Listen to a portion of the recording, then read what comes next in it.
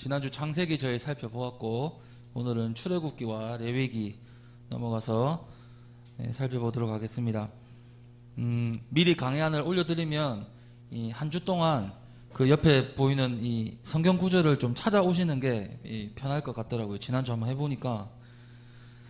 자, 그럼 첫 번째부터 우리 박스 한번 보시면, 하나님은 한 나라를 이룬 야곱의 백성들을 이스라엘이라 부르십니다.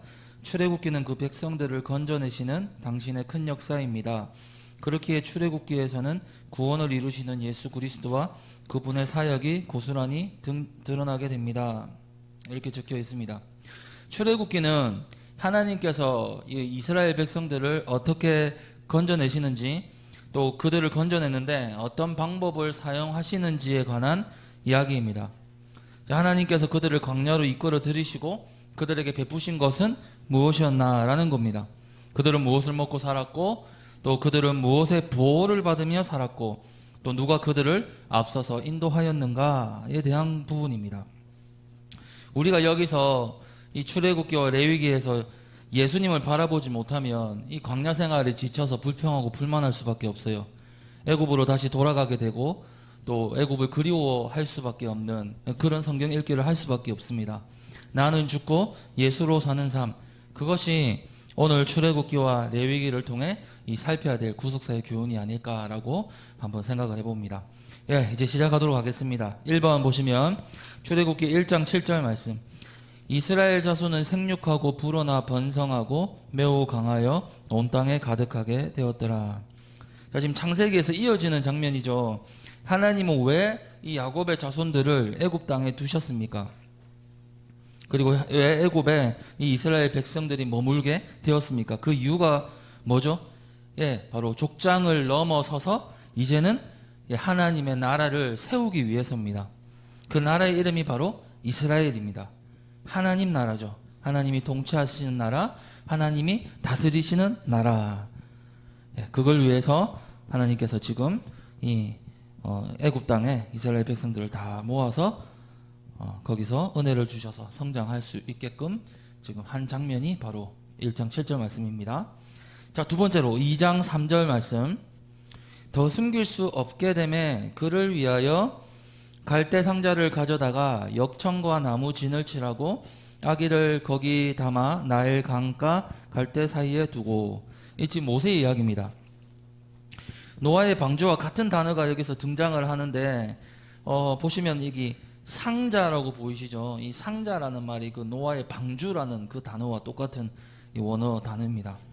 그러니까 지금 여기서 이 창세기의 방주가 다시 등장을 하고 있는 겁니다.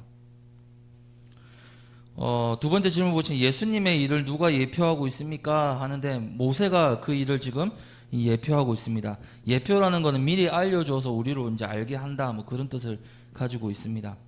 출애굽기 2장 10절 말씀을 읽어드리면, 그 아기가 자라매 바로의 딸에게로 데려가니 그가 그의 아들이 되니라. 그가 그의 이름을 모세라 하여 이르되 이는 내가 그를 물에서 건져내었다 하였더라 라고 말합니다.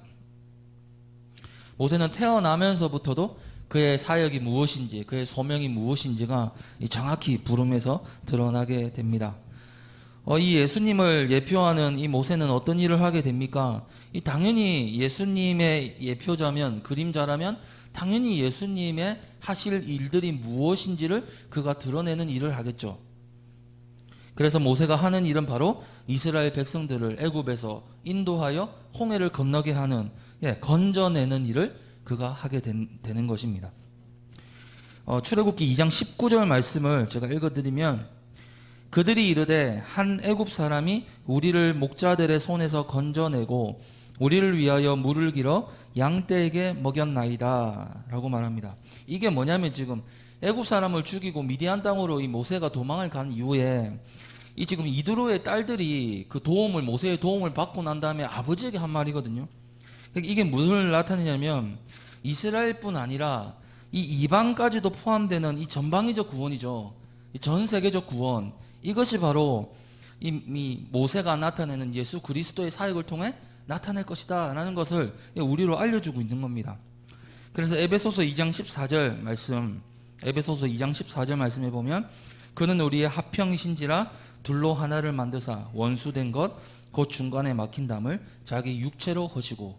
여기서 막힌 담은 유대인과 이 이방인에 간의 구분점입니다. 그 경계의 벽을 완전히 예수님께서 허시고 한 이스라엘로, 한 영적 이스라엘로 만들어내시는 이 사역을 지금 모세를 통해 그려내고 계신다라고 생각하시면 될 것 같습니다. 자, 그러면 세 번째, 뒷장에 보시면 3번입니다. 자, 출애굽기 4장 10절.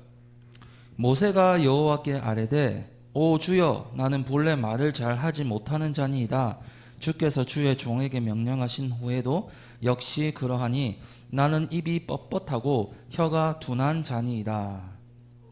자, 이 질문이 나갑니다. 모세의 부족함은 무엇을 드러내고 있습니까?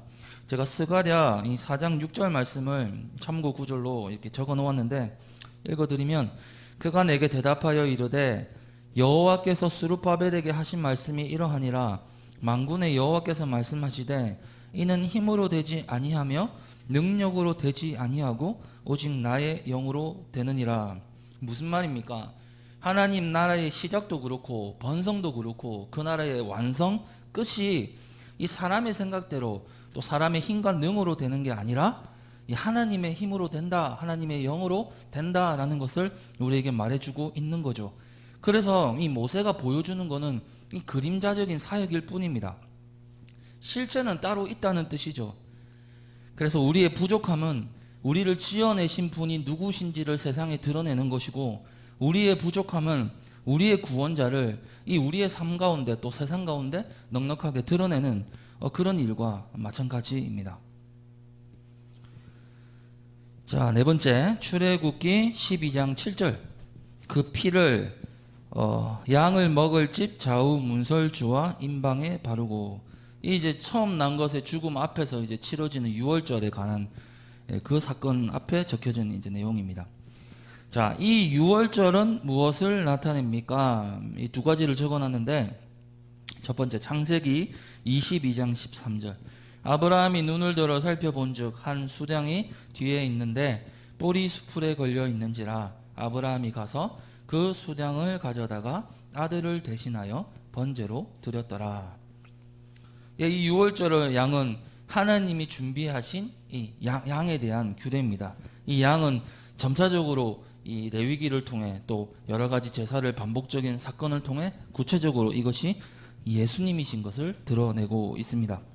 요한복음 1장 36절 말씀에 보면 예수께서 건의심을 보고 말하되 보라 하나님의 어린 양이로다. 이렇게 정확하게 이 어린 양이 구약에서 나타나는 이 누군가를 대신해서 죽는 짐승이 누구신지를 정확하게 파악해서 말씀을 해주고 있습니다. 그러면 이 유월절은 어디로 이어집니까? 레위기 1장 2절 말씀에 보면 이스라엘 자손에게 말하여 이르라 너희 중에 누구든지 여호와께 예물을 드리려거든 가축 중에서 소나 양으로 예물을 드릴지니라. 이 어린 양의 제사는 레위기의 제사로 심화되어 나타납니다. 조금 더 구체화되어서 그것이 어떤 방법으로 어떤 식으로 이어지는지 나타나게 됩니다. 자, 다섯 번째, 출애굽기 14장 21절에서 23절. 모세가 바다 위로 손을 내밀매 여호와께서 큰 동풍이 밤새도록 바닷물을 물러가게 하시니 물이 갈라져 바다가 마른 땅이 된지라. 자, 이 홍해를 지금 건너는 장면이죠. 자, 이 홍해를 건너는 사건은 어떤 구속사적인 의미를 가지고 있습니까? 라고 질문을 했고, 답은 구원을 나타낸다, 이렇게 답을 할 수 있겠습니다. 첫 번째로 보시면 출애굽기 15장 17절 말씀. 주께서 백성을 인도하사 그들을 주의 기업의 산에 심으시리이다. 여호와여, 이는 주의 처소를 삼으시려고 예비하신 것이라. 주여, 이것이 주의 손으로 세우신 성소로소이다. 이 내용은 이스라엘이 이제 홍해를 건너고 원수의 죽음을 목격한 후에 부른 이 기쁨의 노래의 내용 중에 일부를 제가 이렇게 발췌를 해봤어요. 그러니까 홍해를 건너는 것은 뭐죠? 하나님께서 아들을 통해 우리에게 베푸실 그 구원의 은혜를 찬송하는 그것이라고 볼 수 있습니다. 자, 두 번째, 시편 74편 13절. 주께서 주의 능력으로 바다를 나누시고 물 가운데 용들의 머리를 깨트리셨으며. 자, 이 지금 시편 기자는 홍해의 이 사건을 통해서 이 홍해를 가르는 이 사건이 물 가운데 있는 용들의 머리를 깨트리는 사건이라고 보고 있죠. 이 요한계시록 때 봤죠. 목사님 설명하실 때 바다에서 뭔가 나오고. 그러니까 이것을 뭐로 봤냐면 악한 사탄 마귀의 실패와 패망, 이게 바로 홍해를 통해 나타났습니다. 그리고 이 창세기 3장 15절에 나오는 이 여인의 후손이 뱀의 머리를 상하게 하는 것으로 이 홍해가 갈라지는 것, 그리고 그 죽음의 바다를 걸어 나오고 강렬로 묵묵하게 생존할 수 있는 것, 이게 바로 예수 그리스도께서 십자가를 통해 우리에게 베푸시는 구원의 은혜인 것을 또한 이 사건을 통해 우리에게 알려주셨어요. 자, 마지막 3번 고린도전서 10장 1절부터 2절. 형제들아, 나는 너희가 알지 못하기를 원하지 아니하노니 우리 조상들이 다 구름 아래에 있고 바다 가운데로 지나며 모세에게 속하여 다 구름과 바다에서 세례를 받고. 자, 지금 바울은 이 홍해 사건을 세례라고 봤습니다. 집단 세례죠. 집단 세례. 나는 죽고 예수로 사는 삶, 거듭나는 삶, 다시 태어나는 삶이 지금 이 홍해라는 사건 속에 포함이 되어 있어요. 따라서 홍해를 건너는 이 일은 지금 풍성한 구속사적 의미를 드러내고 있다라고 볼 수 있습니다. 자, 그 다음에 3페이지로 넘어가겠습니다. 이 3, 4페이지는 오타가 좀 많아서 제가 직접 만들고 있다는 게 증거가 되죠. 그러려고 한 건 아닌데 죄송합니다. 자, 이 네모 박스칸 한번 보시면 이제 이스라엘 백성들의 광야 생활이 시작됩니다. 이 광야 생활은 장래에 나타날 신약 성도들의 복된 삶을 예표합니다. 이거 정말 중요합니다. 어차피 예수님을 믿으면 광야로 들어가거든요. 홍해를 건너는 건 우리 힘으로 할 수 없으니까 주님이 우리 손잡고 그 홍해를 건너서 광야로 들어가게 되는데, 그 광야 생활 안에서 우리가 하나님이 주시는 것을 어떻게 받아내고 누리고 사느냐에 따라서 우리의 삶이 완전히 질적으로 변화가 됩니다. 자, 첫 번째 6번 보시면 민수기 33장 9절 말씀, 가로에서 이렇게 적어 놓으십시오. 출애굽기 15장 27절. 출애굽기 15장 27절. 같은 내용인데 민수기가 조금 더 잘 나타내서 제가 민수기를 데리고 왔어요. 마라를 떠나 엘림에 이르니 엘림에는 샘물 12과 종료 70그루가 있으므로 거기에 진을 치고. 자, 이 장래에 머물게 될 엘림을 표지판으로 세워둔 거죠. 군데군데 이런 이제 하나님이 상징적 요소를 세워둔 거예요. 마라를 떠나 엘림에 이르게 된다는 말이 굉장히 인상적이죠. 자, 12와 70은 유대인들에게 완전수 나타내는 거거든요. 예수님의 제자도 12명이었죠. 완전한 수를 불렀다는 뜻이에요. 70은 7 곱하기 10이죠. 7도 완전수, 10도 완전수 곱하여서 더욱 완전한 수로 등장을 시켜서 장차 나타내게 될 하나님의 나라, 예수 그리스도를 통해 드러나게 될 나라는 엘림과 같다라는 것을 상징적으로 나타낸 거예요. 그 다음에 7번 출애굽기 17장 6절. 내가 호렙산에 있는 그 반석 위 거기서 내 앞에 서리니 너는 그 반석을 치라. 그것에서 물이 나오리니 백성이 마시리라. 모세가 이스라엘 장로들의 목전에서 그대로 행하니라. 이스라엘 백성들이 광야에서 생활하면서 그들에게 주어진 물은 생명수의 물이라고 보시면 됩니다. 앞으로 예수 그리스도 반석 위에 서신 분을 쳐서 나오는 물, 그죠? 그게 어디로서부터 나올까요? 십자가에서 죽으실 때 창을 이렇게 옆구리를 찔렀을 때 그 안에서 피와 물이 나오죠. 그거와 연결시켜도 무리는 없을 거라고 생각이 됩니다. 요한복음 7장 38절 말씀 보시면, 요한복음 7장 38절 말씀에 보시면 나를 믿는 자는 성경에 이른 것 같이 그 배에서 생수의 강이 흘러나오리라 하시니. 자, 그 다음에 머리바의 반석이 나중에 보면 에스겔에서 성전에서 나오는 환상에서 나오는 그 물, 그 다음에 계시록 22장 나온 생명수 강, 또 사마리아 여인 예수님 만나셔서 내가 주는 물 마시면 너 영원히 목마르지 아니하리라, 그렇게 말씀하신 거, 그게 요한복음 14장 14절 말씀에 있어요. 그것과 다 연결시켜서 우리가 충분히 생각해 볼 수 있겠습니다. 자, 8번 만나는 가시와 같고 모양은 진주와 같은 것이라, 이렇게 되어 있습니다. 이 만나는 하늘 양식입니다. 우리를 살리는 생명의 양식입니다. 요한복음 6장에 보면 예수님께서 이 만나를 친히 설명을 해주십니다. 나는 생명의 떡이다 라고 하시면서 너희 조상들은 만나를 먹었음에도 광야에서 죽었지, 그러나 하늘에서 내려오는 산떡인 나를 먹으면 죽지 않을 것이다 하시면서 나는 생명의 떡이다 라고 말씀을 하셨고, 많은 사람들이 이 말씀을 듣고 자기들의 생각과는 전혀 달랐기 때문에 이 말씀은 어렵도다 하면서 떠나갔죠. 이것이 이 만나도 이 광야에서 주어지는 우리의 양식입니다. 다음 9번 신명기 29장 5절, 주께서 40년 동안 너희를 광야에서 인도하게 하셨거니와 너희 몸의 옷이 낡아지지 아니하였고 너희 발의 신이 헤어지지 아니하였으며. 자, 요거는 옆에다가 제가 추가를 못했습니다. 한번 적어주세요. 가로에서 마태복음 6장 31절, 마태복음 6장 31절, 그 다음에 고린도전서 10장 31절, 고전 10장 31절. 마태복음은 그러므로 염려하여 이르기를 무엇을 먹을까 무엇을 마실까 무엇을 입을까 하지 마라, 다 이방인들이 구하는 것이라. 하늘 아버지께서 이 모든 것을 너희에게 있어야 할 줄을 아시느니라. 그런즉 너희는 먼저 그의 나라와 그의 의를 구하라 라는 말씀입니다. 고린도전서 10장 31절은 그런즉 너희가 먹든지 마시든지 무엇을 하든지 다 하나님의 영광을 위해 하라 라는 말씀입니다.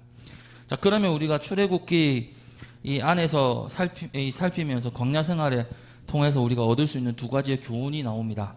첫째는 지금 우리가 받을 수 있는 것, 그리고 하나는 지금 우리가 누릴 수 있는 것이라는 두 가지의 적용점이 나옵니다.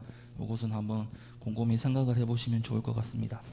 자, 이제 또 네모난 박스 한번 보시죠. 이제 하나님께서 광야의 백성들에게 십계명을 주시고 사회법, 의식법을 주십니다. 성막의 제작법, 또 제사장의 옷, 규례들이 만들어집니다. 또 이도로의 등장으로 조직이 만들어집니다. 이제 이스라엘은 족장의 시대가 아니라 한 나라로 발전되어 가고 있는 것입니다.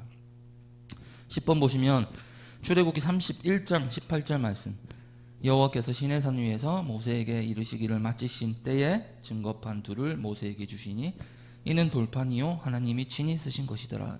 이 십계명이죠. 하나님의 법, 하나님의 말씀이 공식적으로 수여가 됩니다. 우리나라의 이제 헌법과 같은 거죠. 그 정확한 그거는 다르겠지만, 자 11번 출애굽기 죄송합니다. 틀렸죠. 출애굽기 31장 6절입니다. 내가 또 단 지파 아히사막의 아들 오홀리압을 세워 그와 함께 하게 하며 지혜로운 마음이 있는 모든 자에게 내가 지혜를 주어 그들이 내가 내게 명령한 것을 다 만들게 할지니. 이제 회막, 그리고 그 안에 기구, 또 제사장들의 옷, 관유, 향, 이런 모든 것들, 하나님 앞에 예배할 수 있는 모든 것들을 만들라 한 그 장면입니다. 자, 또 12번에도 틀렸습니다. 죄송해요. 출애굽기입니다. 출애굽기 18장 24절에서 25절입니다. 출애굽기 18장 24절에서 25절. 이거는 나중에 요청하시면 새로 수정한 거를 제가 뽑아 드릴게요. 이에 모세가 자기 장인의 말을 듣고 그 모든 말대로 하여 모세가 이스라엘 무리 중에서 능력 있는 사람들을 택하여 그들을 백성의 우두머리 곧 1000부장과 100부장과 50부장과 10부장을 삼음해. 모세의 장인 이드로가 어떻게 보면 뜬금없이 갑자기 그들의 역사 가운데 등장을 합니다. 왜일까요? 우리가 지금 굵은 주제로 보고 있죠. 이스라엘 백성들을 끄잡아내서 족장의 나라가 아니라, 족장 민족의 나라가 아니라 이제 하나님 나라라는 큰 이스라엘을 쫙 끌고 오는 그 줄기이기 때문에 지금 그 조직을 정확하게 체계적으로 구성을 시키기 위해 갑자기 이드로가 등장을 하는 거라 보시면 되겠습니다. 결과적으로 지금 하나님이 하시는 일은 이미 나라를 세울 수 있는 숫자는 충분히 창세기와 출애굽기 그 사이의 기간을 통해 마련이 되었기 때문에 그 나라를 이제 구성해 갈 수 있는, 끌고 갈 수 있는, 운영할 수 있는 이제 행정기구나, 사법기구나, 또 하나님에 관한 법에 관한 그런 이제 조직처를 이제 만들어 내신다라고 보시면 되겠습니다. 자, 그다음에 넘어가시면 마지막 4번 4페이지. 성막이 주는 구속사적이고 영적인 의미는 무엇입니까? 이 요한 1서부터 보시면 그의 성령을 우리에게 주심으로 우리가 그 안에 거하고 그가 우리 안에 거하시는 줄을 아느니라. 그 다음에 고린도전서 보시면 너희는 너희가 하나님의 성전인 것과 하나님의 성령이 너희 안에 계시는 것을 알지 못하느냐. 이 성막은 이 나중에 우리 안에 하나님의 임재가 어떻게 나타나게 되느냐에 대한 시작점입니다. 그래서 하나님이 맨 처음에 이스라엘 백성들 앞에 시내산에 강림을 하시고 그 다음에 성막으로 오시죠. 법궤, 지성소 안으로 들어오시고 그 다음에 그 모습만 바뀌어서 성전으로 나타나고 그 다음에 예수님 오시고 그 다음에 예수님 떠나가신 후에 우리 안에 우리 마음 안에 예수님이 오시죠. 너희를 성전 삼으시고 오시게 된다는 어떤 그 시작점이 바로 이 성막이 주는 이 영적인 의미 중에 일부 중에 한 가지라고 보시면 되겠습니다. 자, 마지막 네모 박스간 레위기에는 제사에 이제 레위기로 넘어갔습니다. 레위기에는 제사에 관한 내용이 기록되어 있습니다. 그리고 정부정에 관한 규례들과 절기들과 수많은 지켜야 할 항목들이 등장을 하고 있습니다. 이 레위기를 구체적으로 다루질 못했어요. 지금 새벽기도 중에도 계속 진행이 되고 있고 그렇기 때문에 자 13번 보시면 레위기 11장 45절 나는 너희의 하나님이 되려고 너희를 애굽 땅에서 인도하여 낸 여호와라. 내가 거룩하니 너희도 거룩할지어다. 지금 레위기에 중요한 주제가 나오고 있습니다. 그건 바로 하나님 나라의 백성을 출애굽기에서 끌고 내시고 광야에서 생활하게 하시고 조직을 만드시면서 이 타이틀 하나 걸어주시죠. 뭐죠? 거룩이라는 거죠. 거룩하게 하려고 너희를 불러내었다라고 분명하게 말씀하시고 계십니다. 그럼 레위기는 뭐죠? 레위기에 적힌 제사나 번제나 또 정부중의 규례나 거룩하게 하는 법들이죠. 그렇게 보시면 될 것 같습니다. 자, 그 다음에 히브리서 14번이죠. 히브리서 10장 1절 율법은 장차 올 좋은 일의 그림자일 뿐이요 참 형상이 아니므로 해마다 늘 드리는 같은 제사로는 나오는 자들을 온전하게 할 수 없느니라. 여기서 또 레위기를 간통하는 주제, 구속사의 주제가 등장을 하는데 그건 바로 예수님입니다. 예수 그리스도. 그가 하실 일들에 대해서 레위기에서 조금 더 구체적으로, 그러니까 출애굽기는 이 역사의 한 부분에서 뭔가 끌고 가는 역할이라고 이렇게 굵직한 물줄기라고 보시면 레위기는 그 가운데 나타나는 예수님에 관한 조금 더 확대된 이 현미경으로 확대하는 일부분이라고 보시면 될 것 같습니다. 히브리서 10장 10절 말씀 이 뜻을 따라 예수 그리스도의 몸을 단번에 들이심으로 말미암아 우리가 거룩함을 얻었도다. 그러니까 레위기에 나오는 것은 전부 다 이례적이고 반복적이고 지속을 해야만이 얻을 수 있다는 이 한계성을 계속 지금 지적을 해주고 있는 거죠. 그 한계성을 통해서 반대편에 있는 완전성, 예수님, 온전함 이런 것을 계속해서 이 손가락으로 가리키고 있다라고 보시면 됩니다.